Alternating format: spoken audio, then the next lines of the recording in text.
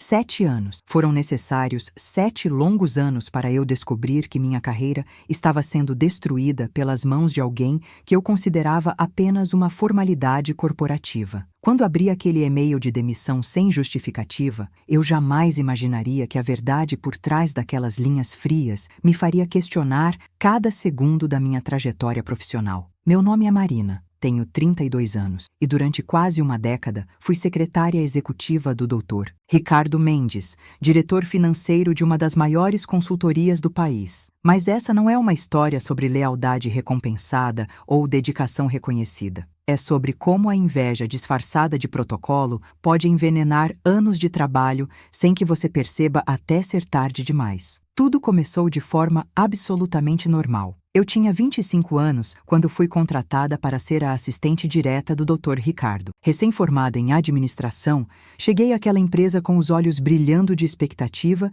e o coração cheio de sonhos. O Dr. Ricardo era exigente, meticuloso, mas justo. Nos primeiros meses, ele me treinou pessoalmente em cada detalhe das operações financeiras que eu precisaria gerenciar. Aprendi sobre os clientes mais importantes, os processos internos, a linguagem específica daquele universo corporativo que parecia tão distante quando eu ainda estava na universidade. Eu me dedicava 12, às vezes 14 horas por dia, absorvendo cada informação como uma esponja. Chegava antes de todos e saía depois que as luzes do último andar se apagavam. Minha mesa era um reflexo da minha personalidade, organizada, eficiente, cada documento em seu lugar, cada prazo anotado em 3 agendas diferentes por pura precaução. O Dr. Ricardo começou a confiar em mim rapidamente. Em 6 meses, eu já participava de reuniões estratégicas, tomava notas que depois se transformavam em relatórios cruciais para a diretoria e gerenciava a agenda dele com uma precisão que impressionava até os executivos mais céticos. Ele costumava dizer que eu era a engrenagem invisível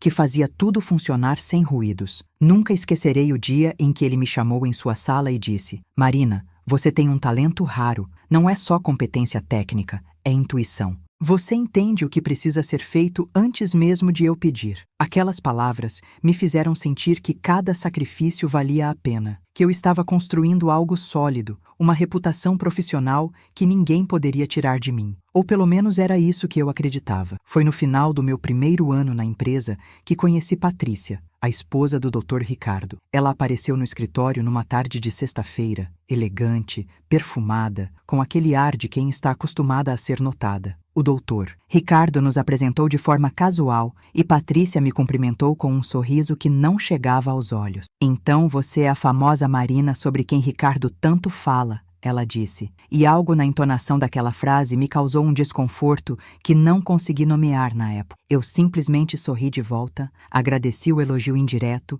e voltei ao trabalho. Patrícia ficou por ali por cerca de 1 hora, observando o movimento do escritório, fazendo perguntas casuais sobre processos, olhando por cima do ombro das pessoas. Quando ela finalmente saiu, senti um alívio inexplicável, como se uma presença pesada tivesse deixado o ambiente. As visitas de Patrícia se tornaram mais frequentes. Ela sempre tinha uma desculpa. Trazia o almoço para o marido, precisava pegar documentos pessoais, queria aproveitar que estava perto para passar no escritório. Mas eu percebia que seus olhos sempre encontravam o caminho até a minha mesa. Ela observava meu trabalho, fazia comentários sobre minha roupa, perguntava sobre minha vida pessoal de uma forma que parecia amigável, mas carregava uma curiosidade invasiva. "Nossa, Marina, você trabalha muito. Não tem namorado, não? Uma menina bonita assim deveria estar aproveitando a juventude", ela dizia com um risinho que soava mais como crítica do que como preocupação genuína. Eu respondia educadamente, mantinha distância, mas a sensação de ser constantemente vigiada começou a crescer como uma sombra. Foi 3 meses depois daquela primeira apresentação que o Dr. Ricardo implementou uma nova política que, segundo ele, tinha sido sugestão de Patrícia. "Marina, minha esposa tem MBA em gestão e sempre foi muito organizada. Ela se ofereceu para revisar seus relatórios antes que eu os veja, apenas para garantir que não haja erros de português ou formatação. É só um filtro extra, nada pessoal." Ele falou isso com tanta naturalidade que eu não consegui questionar. Na verdade, me senti até envergonhada por precisar desse tipo de verificação. "Claro, Dr. Ricardo. Agradeço a ajuda", respondi, engolindo o pequeno nó que se formou na minha garganta. Patrícia estava na sala naquele momento e me lançou um sorriso vitorioso que deveria ter me alertado para o que estava por vir. A partir daquele dia, passei a enviar todos os meus relatórios primeiro para o e-mail pessoal de Patrícia.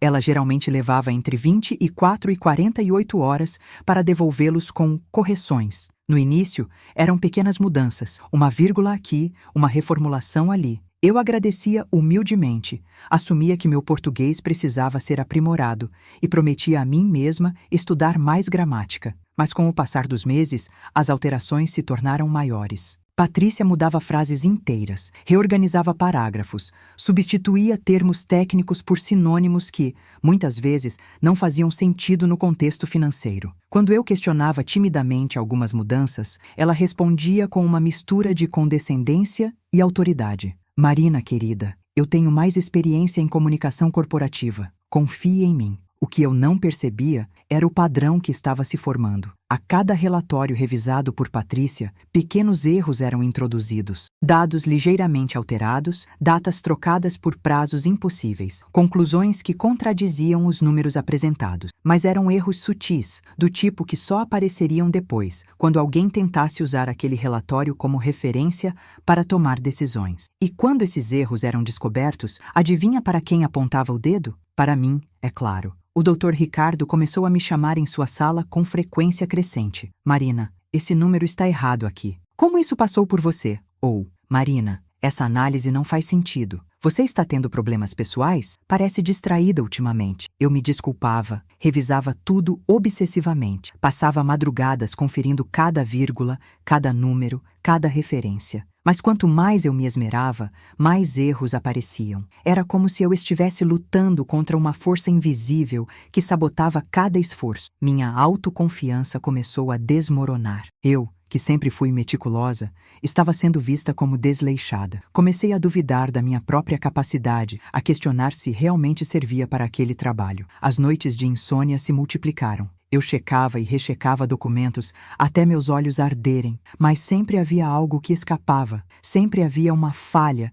que Patrícia, de alguma forma, tinha corrigido, mas que, na verdade, tinha piorado. As coisas pioraram progressivamente. Patrícia começou a frequentar o escritório quase diariamente. Ela se instalava numa sala de reuniões vazia e trabalhava lá, sempre com a porta aberta, sempre com os olhos voltados para minha mesa. Ela fazia questão de passar pelo meu posto várias vezes ao dia, às vezes parando para fazer comentários que soavam como conselhos, mas eram, na verdade, ataques velados. Você parece cansada, Marina. Talvez esse trabalho seja pesado demais para você. Ou, tenho percebido que você comete muitos errinhos básicos. Ricardo me contou sobre os problemas nos relatórios. Que pena, você parecia tão promissora no começo. Os colegas começaram a me olhar diferente. Eu, que antes era a referência de eficiência, agora era a assistente problemática que não conseguia entregar um trabalho simples, sem erros. Ouvi comentários nos corredores, percebi olhares de pena ou de julgamento.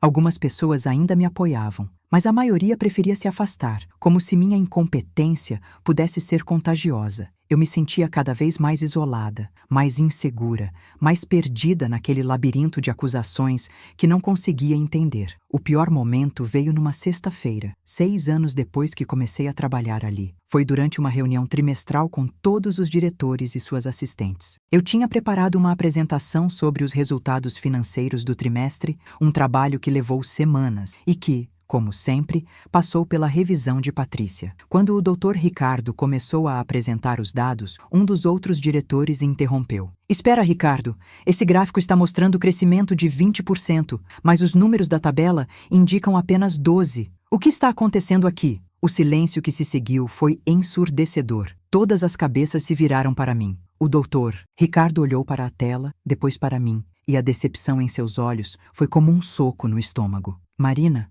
você pode explicar isso? Sua voz estava controlada, mas eu sentia a raiva contida em cada sílaba. Eu olhei para os slides, para os números, e juro que não conseguia entender como aquilo tinha acontecido. Eu tinha conferido aqueles dados dezenas de vezes. Gaguejei uma resposta, tentei explicar que tinha certeza dos números, mas minha voz saiu fraca, pouco convincente. Patrícia, que estava sentada no fundo da sala, como observadora convidada, suspirou alto o suficiente para que todos ouvissem e balançou a cabeça com uma expressão de "eu avisei". A reunião continuou em clima tenso, com o Dr. Ricardo tendo que improvisar explicações e eu sentada ali, pequena, humilhada, sentindo as lágrimas queimarem atrás dos olhos, mas me recusando a chorar na frente de todos. Quando a reunião finalmente terminou, corri para o banheiro e deixei as lágrimas caírem em silêncio, trancada numa cabine. Meu corpo tremia, minha respiração estava descompassada e pela primeira vez em 7 anos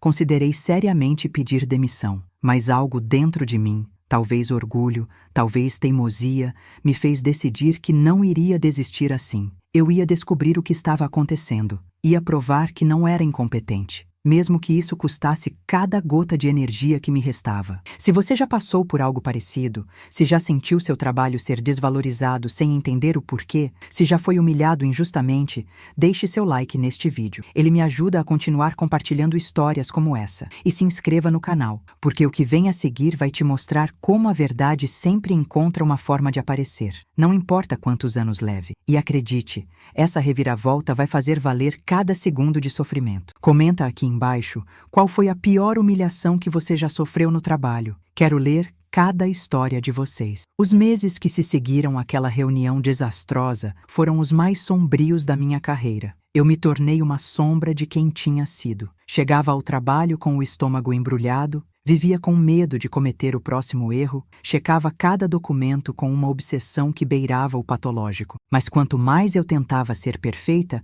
mais falhas apareciam. Era como estar presa num ciclo vicioso do qual não conseguia escapar. O Dr. Ricardo mal olhava para mim agora. Nossas interações se limitavam ao estritamente necessário, e a confiança que levei meses para construir tinha evaporado completamente. Patrícia, por outro lado, estava mais presente do que nunca, sempre com aquele sorriso satisfeito de quem está assistindo a um plano se desenrolar exatamente como planejado. Foi numa terça-feira chuvosa, 3 meses após aquela reunião humilhante, que algo dentro de mim mudou. Eu estava na minha mesa, revisando pela 20ª vez um relatório que seria enviado para Patrícia, quando uma colega, Fernanda, se aproximou. Ela trabalhava no departamento de TI e sempre foi discreta, quase invisível. "Marina, posso falar com você em particular?" Sua voz estava baixa, quase um sussurro. Saímos para a copa vazia e ela hesitou por alguns segundos antes de falar. "Olha, não sei se deveria te contar isso, mas não consigo mais ficar quieta. Você já reparou que os erros só aparecem depois que seus relatórios passam pela Patrícia?"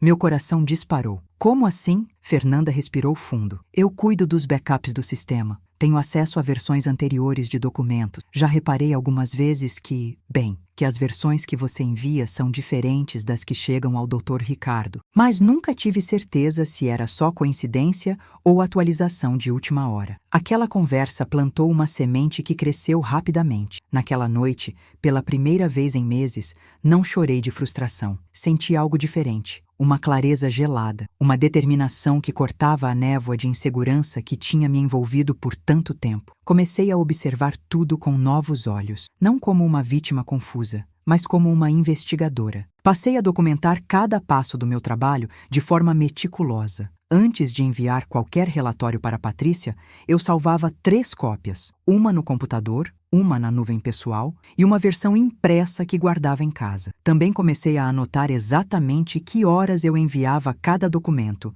e que horas recebia de volta, junto com um resumo das alterações feitas. As primeiras semanas dessa nova fase foram reveladoras. Percebi padrões que antes passavam despercebidos. Patrícia sempre levava mais tempo para revisar relatórios que continham informações positivas sobre meu desempenho ou que destacavam minha contribuição em projetos. Esses voltavam com as mudanças mais drásticas, às vezes irreconhecíveis. Relatórios mais técnicos, que não me colocavam em evidência, eram devolvidos com poucas alterações. Comecei a entender que não era sobre qualidade do meu trabalho, era sobre controle. Era sobre garantir que eu nunca brilhasse o suficiente para ameaçar sua posição como a mulher mais importante na vida profissional do Dr. Ricardo. Patrícia continuava sua rotina de visitas diárias. Ela tinha transformado uma das salas de reunião menor em seu escritório temporário. Estou ajudando Ricardo com alguns projetos. Era a justificativa oficial. Mas eu via o que ela realmente fazia. Circulava pelos andares,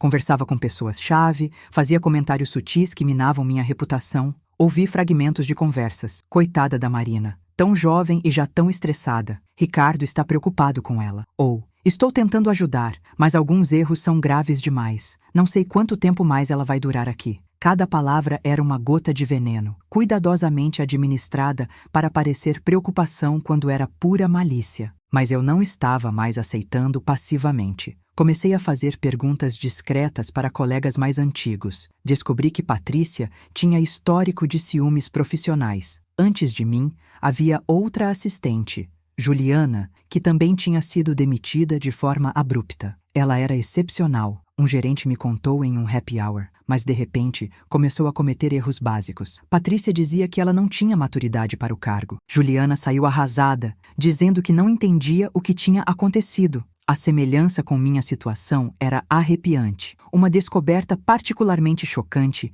veio quando consegui acesso a e-mails antigos através de Fernanda. Ela me mostrou, com muita cautela, algumas trocas de mensagens que tinham sido arquivadas no servidor. Havia um e-mail de Patrícia para o Dr. Ricardo de 2 anos atrás. Amor, acho que Marina está ficando muito próxima de você. Sei que é só trabalho, mas as pessoas começam a falar. Talvez seja melhor eu acompanhar mais de perto o trabalho dela, para evitar qualquer mal-entendido. A resposta dele foi breve. Você está exagerando, mas se isso te deixa mais tranquila, sem problemas. Meu sangue gelou. Tudo tinha começado por ciúmes infundados. Ela via ameaça onde só havia profissionalismo. Quanto mais eu investigava, mais percebia a extensão da manipulação. Patrícia não apenas alterava meus relatórios. Ela também fazia comentários negativos sobre mim em eventos sociais da empresa, sempre de forma sutil. Marina é dedicada, mas às vezes me preocupo se ela não está sobrecarregada. Ricardo conta tanto com ela que talvez seja muita pressão.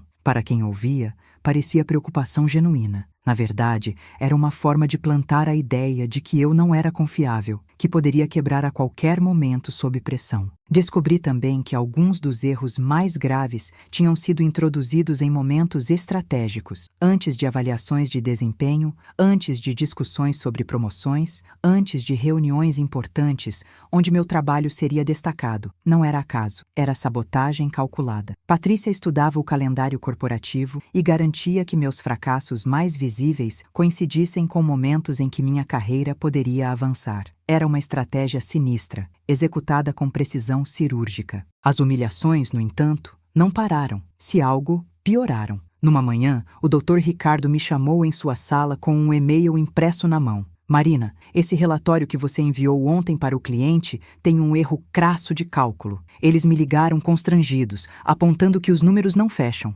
Isso é inaceitável. Senti meu rosto esquentar. Eu tinha conferido aquele relatório linha por linha. Tinha certeza absoluta dos números. Doutor Ricardo, posso ver o que foi enviado? Quando olhei para o documento, não reconheci algumas seções. Números que eu tinha colocado como 1.250.000 apareciam como 125.000. Uma vírgula deslocada que mudava completamente o sentido da análise. Mas quando comparei mentalmente com o arquivo que tinha em meu backup, sabia que aquilo não era meu erro original. Permita-me verificar meu arquivo original, por favor, pedi com voz trêmula. Ele suspirou, impaciente. Marina, não adianta ficar procurando desculpas. O erro está aqui, preto no branco. Vou ter que ligar para o cliente e me desculpar. Isso mancha a reputação da empresa. Saí da sala com as pernas bambas, mas pela primeira vez não fui direto chorar no banheiro. Fui para minha mesa, abri meu arquivo pessoal e lá estava. Os números corretos, exatamente como eu tinha feito. A diferença era gritante. Tirei print de tudo, salvei com data e hora, adicionei a minha crescente coleção de evidências. Patrícia apareceu pouco depois na minha mesa, com aquela cara de falsa preocupação. Ouvi sobre o problema com o cliente. Deve ser difícil para você, Marina. Talvez você precise de férias, um tempo para descansar a mente. Eu a encarei, e pela primeira vez, não desviei o olhar. Estou bem, Patrícia. Obrigada pela preocupação. Algo no meu tom deve ter soado diferente, porque ela hesitou. Seus olhos se estreitaram levemente. Bom, apenas tentando ajudar. Você sabe que sempre pode contar comigo. O sorriso não alcançava os olhos. Eu apenas acenei e voltei ao trabalho, mas senti seu olhar demorado em mim, antes dela se afastar. As evidências continuavam se acumulando. Descobri que Patrícia tinha acesso ao meu e-mail corporativo. Não oficialmente, claro, mas através da conta do Dr. Ricardo, que ela usava livremente quando ele não estava presente. Fernanda me confirmou que havia logs de acesso da conta dele fora do horário comercial,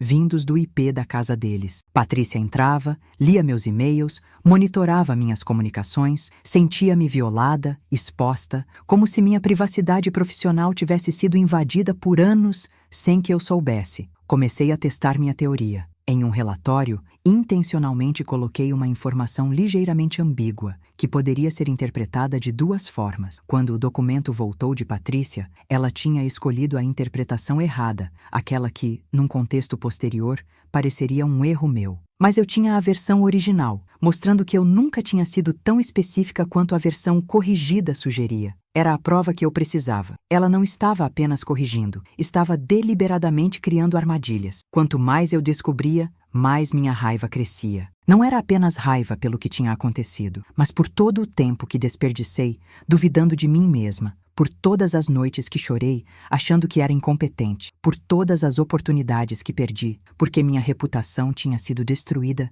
por alguém que deveria ser apenas uma figura periférica na minha vida profissional. 7 anos. 7 anos da minha carreira envenenados por ciúmes doentios de uma mulher que via rivais onde não existiam. Mas eu ainda não tinha poder para agir. Era minha palavra contra a dela, e ela era a esposa do meu chefe, tinha MBA, tinha status social. Eu era apenas a assistente problemática que não conseguia entregar trabalho sem erros. Precisava de mais. Precisava de provas irrefutáveis, e estava determinada a consegui-las, não importava quanto tempo levasse, porque agora eu não estava mais lutando apenas para manter meu emprego. Estava lutando para recuperar minha dignidade, para provar para mim mesma que não era a fraude que tinham me feito acreditar ser. E nada, absolutamente nada, ia me impedir de chegar até o final dessa investigação. A tempestade que eu sentia se aproximar finalmente desabou numa segunda-feira de outono. Cheguei ao escritório como sempre, pontual, preparada para mais um dia de caminhar sobre cascas de ovos, mas havia algo diferente no ar.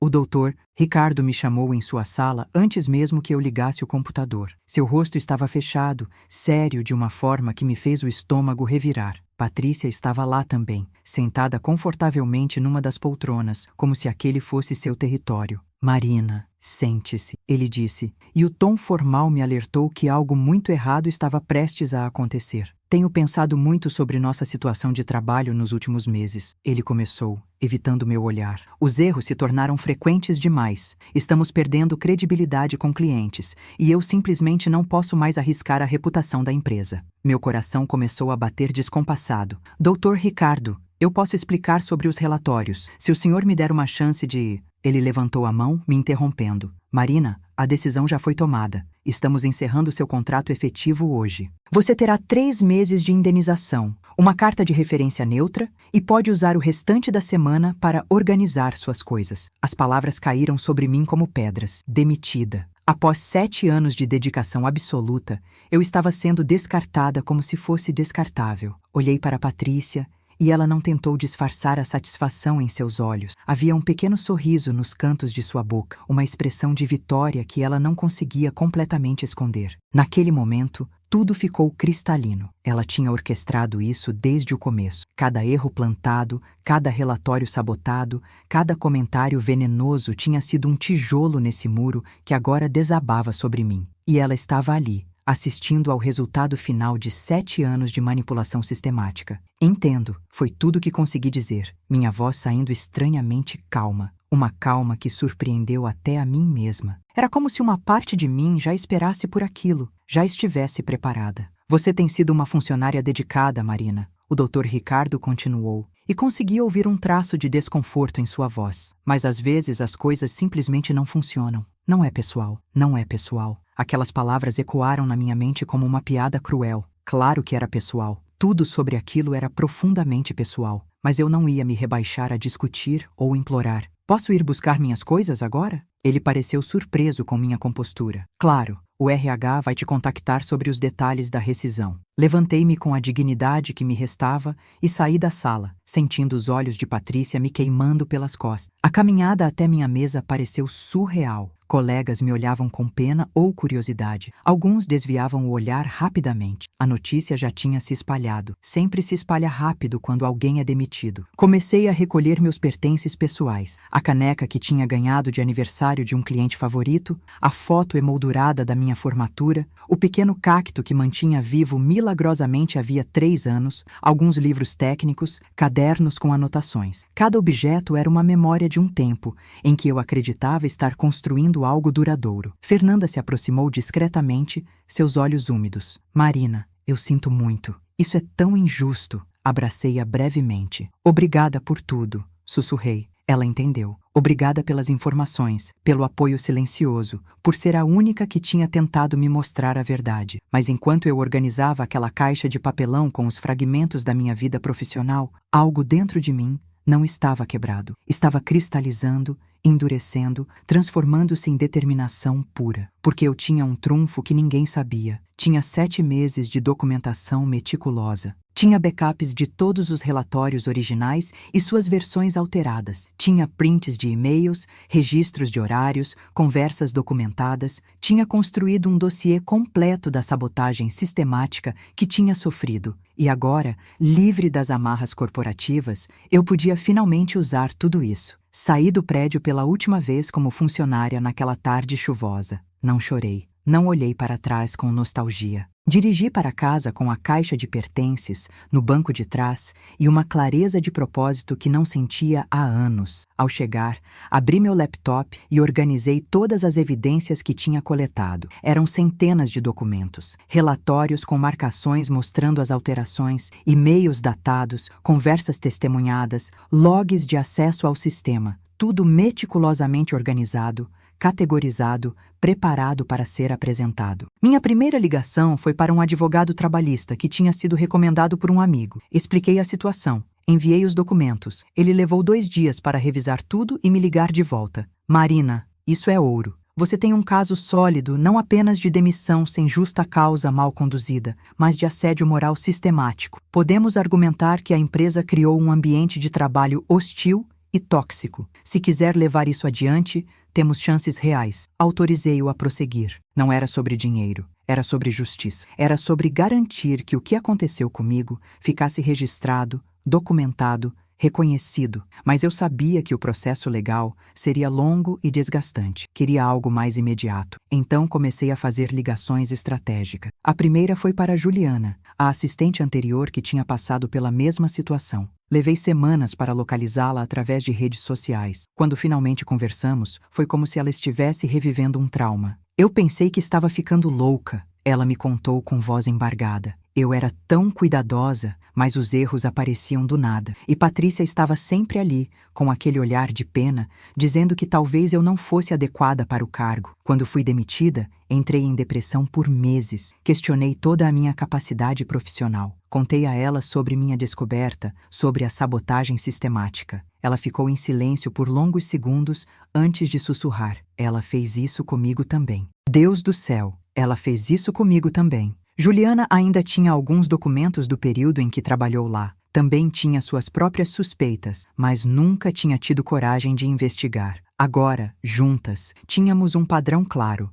2 assistentes competentes, ambas jovens, ambas trabalhadoras, ambas sistematicamente destruídas pela mesma mulher, seguindo o mesmo método. Era um caso de padrão de comportamento que tornava tudo ainda mais sólido legalmente. Minha próxima jogada foi contactar o departamento de compliance da empresa. Enviei um relato anônimo detalhado sobre acesso não autorizado a e-mails corporativos, possível violação de dados confidenciais e criação de ambiente de trabalho hostil. Não mencionei nomes inicialmente, apenas fatos verificáveis. Sabia que isso desencadearia uma investigação interna. E uma vez que começassem a investigar, os rastros levariam inevitavelmente a Patrícia. Enquanto isso, comecei a reconstruir minha vida. Atualizei meu currículo, dessa vez incluindo projetos que tinha tocado, mas que nunca foram creditados a mim, porque os relatórios alterados tinham apagado minhas contribuições. Entrei em contato com clientes que eu atendia diretamente, explicando profissionalmente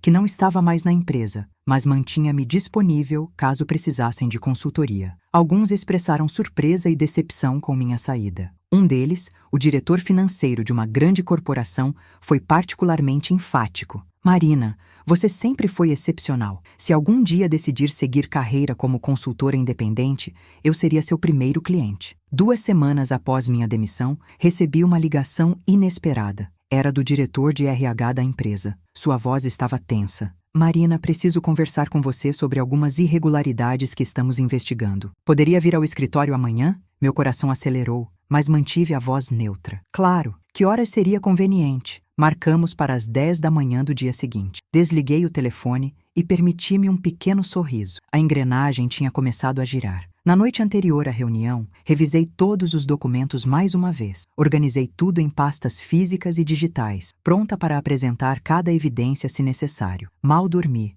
não por nervosismo, mas por antecipação. Finalmente, após meses de silêncio forçado, eu teria voz. Finalmente, a verdade teria uma chance de emergir da lama de mentiras em que tinha sido enterrada. Cheguei ao escritório no horário marcado, vestida profissionalmente, cada fio de cabelo no lugar, a postura ereta. Não estava mais indo ali como a funcionária humilhada. Estava indo como alguém que tinha provas de um crime corporativo e estava mais do que pronta para colocar todas as cartas na mesa. Porque 7 anos de manipulação estavam prestes a se chocar contra a parede da verdade. E quando isso acontecesse, o estrondo seria ouvido em todos os andares daquele prédio. A sala de reuniões estava diferente. Não era o pequeno cubículo onde normalmente aconteciam conversas de RH. Era a sala da diretoria, aquela com a mesa enorme de mogno e as poltronas de couro. Isso já me disse que o assunto era mais sério do que uma simples conversa de saída. Quando entrei, havia 4 pessoas esperando. O diretor de RH,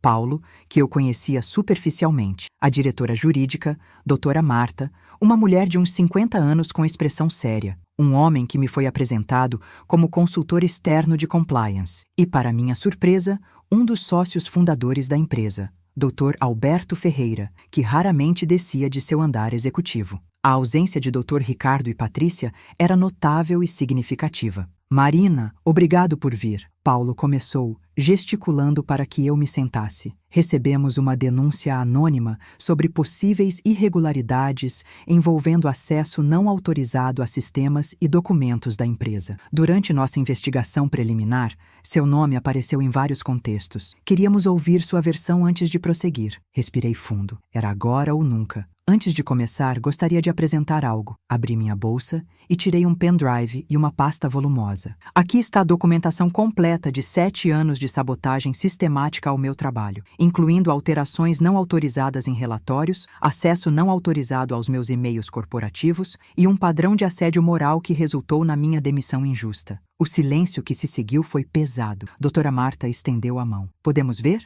Passei o pendrive e a pasta para ela. Nos 30 minutos seguintes, eles folhearam documento após documento, enquanto eu explicava metodicamente cada evidência. Mostrei relatórios lado a lado, minha versão original e a versão alterada que chegava ao Dr. Ricardo. Os erros introduzidos eram óbvios quando comparados assim. Mostrei os logs de acesso demonstrando que a conta do Dr. Ricardo era usada fora do horário comercial do IP residencial dele, horários em que ele comprovadamente estava em viagens ou reuniões externas. Mostrei e-mails onde Patrícia sugeria mudanças que sistematicamente me prejudicavam. Isso é extremamente grave, Dr. Alberto finalmente disse, sua voz carregada de raiva contida. Se o que você está apresentando for verificado, estamos falando de múltiplas violações de protocolo, possível fraude documental e criação deliberada de ambiente de trabalho hostil. Ele olhou para o consultor de compliance. Quanto tempo você precisa para verificar a autenticidade desses documentos? O consultor já estava digitando furiosamente em seu laptop. Posso acessar os backups do sistema agora mesmo. Se ela está dizendo a verdade,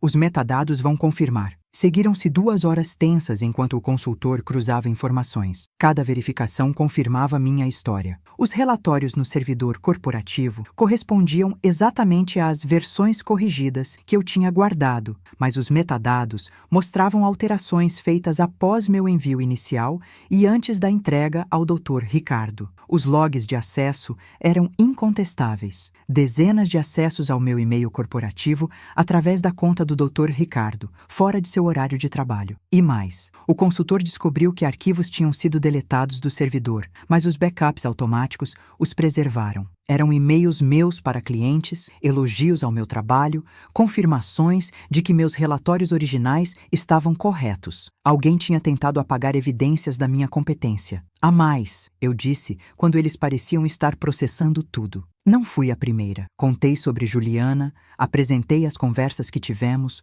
mostrei como o padrão era idêntico. Dr. Alberto fechou os olhos, como se estivesse sentindo uma dor física. Por que você não reportou isso antes? A pergunta veio de Doutora Marta, mas sem acusação, com genuína curiosidade. Porque era minha palavra contra a da esposa do meu chefe, porque cada vez que tentava explicar um erro, parecia desculpa esfarrapada, porque ela era sistematicamente sutil, e porque, honestamente, durante muito tempo, eu acreditei que realmente estava falhando. Minha voz falhou um pouco no final. A lembrança de todas aquelas noites, duvidando de mim mesma, ainda fresca demais. Precisamos falar com o Dr. Ricardo imediatamente, Paulo declarou, já pegando o telefone. E com Patrícia. A reunião seguinte foi convocada para aquela mesma tarde. Fui dispensada temporariamente, mas pediram que ficasse disponível no prédio. Passei as próximas 2 horas na recepção, bebendo café que não tinha gosto, observando funcionários irem e virem, sem saber da bomba que estava explodindo nos andares superiores. Fernanda me viu e sentou-se ao meu lado. O prédio inteiro está especulando. Dizem que tem uma auditoria acontecendo. É sobre você? Assenti levemente. Vai dar tudo certo. Ela sussurrou, apertando minha mão. Quando fui chamada de volta, a atmosfera na sala tinha mudado drasticamente. Dr. Ricardo estava lá e seu rosto estava decomposto, cinza, como se tivesse envelhecido anos em poucas horas. Patrícia estava sentada ao lado dele, mas não havia mais aquele ar de superioridade. Seus olhos estavam vermelhos, sua maquiagem borrada, as mãos tremendo visivelmente. Doutor Alberto assumiu o controle da reunião. Dr. Ricardo, Patrícia, apresentamos as evidências coletadas por Marina e verificadas por nossa equipe. Vocês gostariam de comentar? O silêncio foi quebrado por um soluço de Patrícia. Eu não queria que chegasse a esse ponto. Ela começou, voz vacilante. Eu estava com medo. Marina era jovem, inteligente, passava tanto tempo com Ricardo. Eu via como ele a admirava, como confiava nela. E eu... Você destruiu a carreira de uma profissional excepcional por ciúmes infundados. Dr. Alberto cortou, sua voz afiada como lâmina. Você violou protocolos de segurança, adulterou documentos corporativos, acessou sistemas sem autorização e criou um ambiente de trabalho tóxico que resultou na perda de pelo menos 2 funcionárias valiosas. Isso sem falar na exposição legal que você criou para a empresa. Patrícia estava chorando abertamente agora, mas não senti pena. Lembrei de cada lágrima que derramei por causa dela, de cada noite de insônia, de cada momento em que questionei minha própria sanidade. Dr. Ricardo finalmente falou, e sua voz estava quebrada. Marina, eu não sabia. Juro que não sabia. Patrícia me disse que estava apenas ajudando, que queria garantir qualidade nos documentos. Eu confiei nela cegamente. Ele passou as mãos pelo rosto. Eu falhei com você de todas as formas possíveis. Deixei minha esposa manipular minha percepção, não questionei quando deveria ter questionado, demiti você baseado em informações que nunca verifiquei adequadamente. Não há desculpa para isso. Pela primeira vez em 7 anos, vi vulnerabilidade genuína nele, mas não era suficiente para apagar o dano. O que vai acontecer agora? Perguntei, surpreendida com a firmeza na minha própria voz. Dr. Alberto assumiu. Patrícia está permanentemente banida de entrar nas instalações da empresa. Estamos considerando ação legal por fraude documental e violação de sistemas, mas isso depende de sua decisão de processar pessoalmente. Dr. Ricardo será afastado temporariamente, enquanto investigamos a extensão de seu conhecimento e cumplicidade nessa situação. E você, Marina? Ele fez uma pausa, escolhendo as palavras cuidadosamente. Gostaríamos de lhe oferecer reintegração imediata, com todas as promoções retroativas que você deveria ter recebido nestes 7 anos caso seu trabalho real tivesse sido avaliado. Isso incluiria o cargo de gerente de operações executivas, um aumento salarial significativo de 40%, escritório próprio e uma equipe reportando a você. Também uma compensação financeira substancial pelo dano moral sofrido. A oferta era generosa, era tudo que eu poderia ter sonhado profissionalmente. Mas enquanto olhava ao redor daquela sala, para as pessoas que permitiram que aquela situação acontecesse por anos, para Dr. Ricardo que confiou mais em sua esposa insegura do que em sua funcionária competente, senti algo cristalizar dentro de mim. Agradeço a oferta. Comecei lentamente, mas preciso pensar, preciso considerar se posso realmente reconstruir confiança aqui, neste ambiente. Vi surpresa nos rostos ao redor. Claramente esperavam que eu aceitasse imediatamente. Vou lhes dar minha resposta em 1 semana, continuei. Enquanto isso,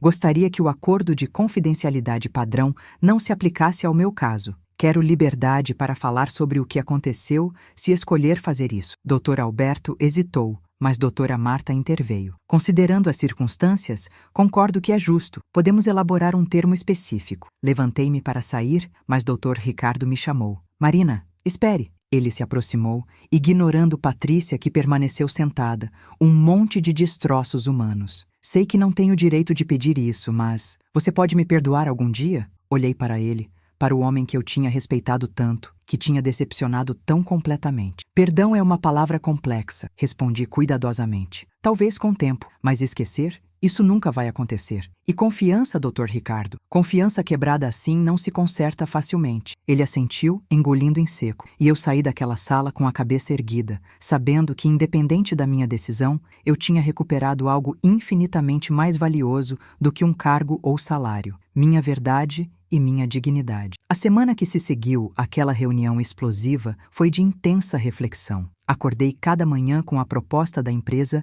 ecoando na minha mente. Gerente de operações, aumento salarial, reconhecimento público do erro. Era tentador. Era, em muitos aspectos, a justiça sendo servida. Mas havia uma questão que me incomodava profundamente. Eu conseguiria caminhar por aqueles corredores sem sentir o peso de cada humilhação? Conseguiria trabalhar naquele ambiente que tinha me adoecido por tanto tempo? A resposta não era simples como pensava que seria. Durante aqueles 7 dias, coisas interessantes começaram a acontecer. A notícia do que havia sido descoberto vazou pelos canais informais da empresa. Colegas que tinham testemunhado minha demissão começaram a me enviar mensagens. Alguns se desculpando por não terem percebido, outros expressando choque, muitos oferecendo testemunhos de situações estranhas que agora faziam sentido. Juliana me ligou novamente, emocionada, dizendo que finalmente sentia validação após anos se questionando. Você fez por nós duas, ela disse entre lágrimas. Obrigada por ter a coragem que eu não tive. Mas a mensagem mais surpreendente veio de um lugar inesperado. Era de uma headhunter que eu não conhecia. Explicou que tinha ouvido falar do meu caso através de conexões na indústria. A história já estava circulando nos círculos executivos e estava impressionada não apenas com minha competência técnica, mas com minha resiliência e metodologia investigativa. Ela representava uma empresa multinacional que procurava alguém para liderar o departamento de governança corporativa. Procuramos alguém que entenda não apenas processos, mas também a dimensão humana e ética dos negócios. Seu caso demonstra exatamente isso. A oferta salarial que ela mencionou casualmente era 50% maior que a proposta da minha antiga empresa. Passei horas naquela semana conversando com meu advogado. Ele tinha refinado o processo trabalhista e incluído danos morais substanciais. Temos um caso sólido, ele repetia. Mas você precisa decidir quanto disso é sobre dinheiro e quanto é sobre princípios, porque se for sobre princípios, talvez valha mais a pena aceitar a proposta deles, forçá-los a reconhecer publicamente o erro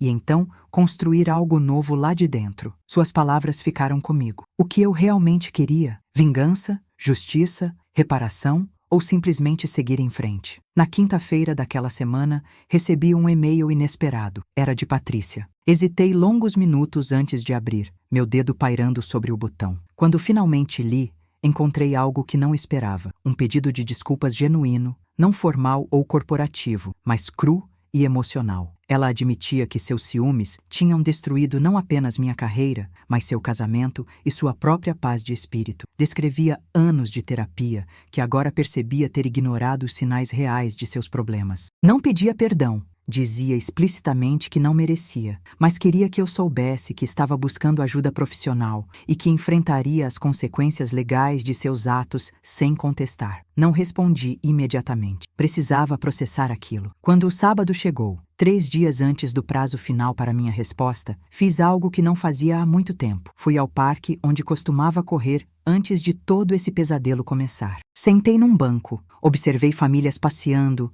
crianças brincando, casais de mãos dadas, a vida acontecendo em sua normalidade cotidiana, enquanto eu enfrentava uma das decisões mais importantes da minha existência. Foi ali, naquele banco, observando uma criança persistindo em empinar uma pipa que teimava em cair, que a clareza finalmente chegou. Na segunda-feira de manhã, me apresentei no escritório corporativo. Tinha pedido uma reunião com o Dr. Alberto e o conselho diretivo. Eles me receberam numa sala menor desta vez, mais intimista. Estavam visivelmente tensos, aguardando minha decisão. Agradeço profundamente pela oferta generosa. Comecei. Ela demonstra reconhecimento da gravidade do que aconteceu e comprometimento em reparar o dano. Mas depois de muita reflexão, percebi que não posso voltar. Vi decepção nos rostos, mas continuei antes que pudessem argumentar. Não porque não perdoo, não porque guardo rancor, mas porque preciso seguir em frente sem carregar o peso do passado. Preciso construir algo novo, num ambiente onde cada corredor não me lembre de uma humilhação, onde cada reunião não me faça questionar se realmente mereço estar ali. Entretanto, continuei, gostaria de propor algo diferente. Aceito a compensação financeira pelo dano moral. Aceito também uma carta de recomendação oficial da empresa, assinada pelo conselho, atestando minha competência e reconhecendo publicamente que minha demissão foi baseada em informações falsas. E gostaria que vocês implementassem um protocolo robusto contra assédio moral, incluindo treinamento obrigatório sobre dinâmicas de poder e checagens independentes de avaliações de desempenho. Que meu caso sirva para proteger outros que possam passar por situação similar. Doutor. Alberto assentiu lentamente. É mais do que justo. Concordo com todos os termos. E posso adicionar algo? Gostaríamos de te convidar para ser consultora externa em nosso novo programa de governança corporativa, sem as amarras de ser funcionária, mas contribuindo com sua expertise quando necessário. A proposta me surpreendeu positivamente. Era uma forma de manter conexão sem compromisso emocional. Posso considerar isso no futuro, respondi diplomaticamente. Por ora preciso focar em reconstruir minha trajetória. Apertamos mãos, assinamos os documentos preliminares que seriam formalizados pelos advogados. Ao sair daquele prédio pela última vez, não senti tristeza ou raiva. Senti paz, uma paz profunda de quem fechou um capítulo doloroso, mas necessário. 2 semanas depois, comecei na nova empresa. O cargo era desafiador. Construir do zero um departamento de ética e compliance, reportando diretamente ao CEO. Era tudo o que eu poderia querer profissionalmente, mas o mais importante era o significado simbólico. Eu não estava apenas substituindo um emprego por outro. Estava transformando minha experiência traumática em expertise valiosa. Estava usando as cicatrizes como credenciais. A primeira política que implementei foi um sistema anônimo de denúncia de assédio moral com investigação obrigatória por terceiros independentes. Cada protocolo que criei tinha um pedaço da minha história embutido nele. Cada salvaguarda era uma lição aprendida da forma mais difícil. O destino de cada pessoa envolvida na história também se desenrolou de formas interessantes. Patrícia, soube através de conhecidos mútuos, estava em terapia intensiva e tinha começado um blog sobre saúde mental e consequências de insegurança não tratada. Não era pedido de perdão público, mas era sua forma de processar e talvez ajudar outros que lutavam com questões similares. Dr. Ricardo foi afastado da posição de diretor, mas permaneceu na empresa em cargo consultivo. Ouvi que ele tinha se divorciado de Patrícia, não por raiva, mas porque ambos reconheceram que o relacionamento era tóxico. O processo de separação foi amigável, focado em cura mútua. Juliana também encontrou um novo emprego, numa área diferente, mas onde suas habilidades foram finalmente reconhecidas. Nos encontrávamos mensalmente para café e era terapêutico para ambas compartilhar nossas jornadas de reconstrução. Fernanda, Minha aliada silenciosa foi promovida dentro da antiga empresa e me disse que a cultura estava mudando, lentamente, mas consistentemente. As pessoas falam sobre seu caso, ela me contou. Não como fofoca, mas como exemplo de por que precisamos estar atentos. Você mudou algo aqui, Marina. 6 meses após deixar aquele emprego, recebi um convite inesperado. Era para palestrar numa conferência sobre liderança feminina e ética corporativa. O tema sugerido era exatamente minha história. Hesitei inicialmente. Tornar público algo tão doloroso parecia expor vulnerabilidade demais. Mas então percebi que silêncio tinha sido parte do problema. Quantas outras pessoas estavam sofrendo situações similares sem saber que não estavam sozinhas? Quantas carreiras estavam sendo sabotadas por dinâmicas tóxicas mascaradas de normalidade corporativa? Aceitei o convite. A palestra foi numa sexta-feira chuvosa, ironicamente parecida com aquela em que fui demitida. Enquanto subia ao palco e olhava para o auditório cheio, senti borboletas no estômago. Mas quando comecei a falar, quando compartilhei minha jornada, a humilhação, a descoberta, o confronto, a reconstrução, vi cabeças acenando em reconhecimento. Vi lágrimas escorrendo de rostos que entendiam intimamente aquela dor. No final, a standing ovation não era só para mim. Era para cada pessoa naquela sala que tinha sobrevivido a seus próprios desafios profissionais. Era a celebração coletiva de resiliência. A melhor parte veio depois. Dezenas de pessoas me procuraram, compartilhando suas próprias histórias. Algumas ainda estavam no meio do sofrimento, buscando conselhos. Outras tinham superado e queriam celebrar coletivamente. Percebi que minha experiência, tão isoladora quando estava acontecendo, era, na verdade, universalmente relevante. Não nos mesmos detalhes, talvez, mas na dinâmica essencial. Pessoas boas sendo derrubadas por forças que não entendiam completamente, lutando para reconstruir dignidade e propósito. Hoje, 1 ano após aquela fatídica demissão, posso dizer honestamente que não mudaria o que aconteceu. Isso pode soar estranho, considerando a dor que enfrentei.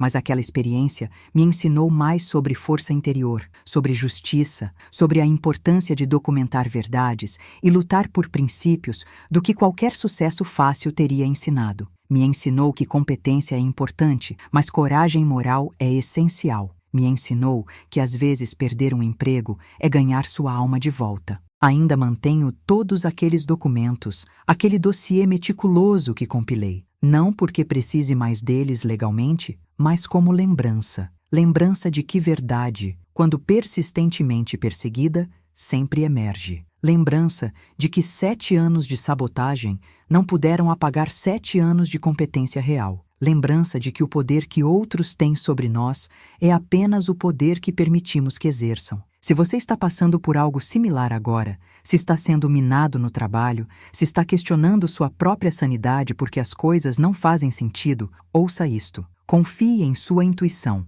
Documente tudo. Busque aliados, mesmo que pareçam raros. E mais importante, lembre-se de que sua competência não é definida pelas pessoas que tentam destruí-la. Você é mais forte do que imagina. Às vezes precisamos ser quebrados para descobrir que somos feitos de material inquebrantável. Há uma frase que carrego comigo agora, algo que li durante aqueles dias sombrios de investigação e que se tornou meu mantra. Eles tentaram me enterrar, mas não sabiam que eu era semente. Foi exatamente isso. Patrícia tentou me enterrar sob camadas de falhas fabricadas, de humilhações calculadas, de destruição sistemática. Mas cada golpe, ao invés de me destruir, apenas plantou mais profundamente minha determinação. E quando finalmente emergi, não emergi apenas sobrevivente. Emergi florescida, transformada, mais forte do que nunca. O escritório onde trabalho agora tem uma janela com vista para o parque. Quando preciso refletir sobre decisões importantes, olho lá para fora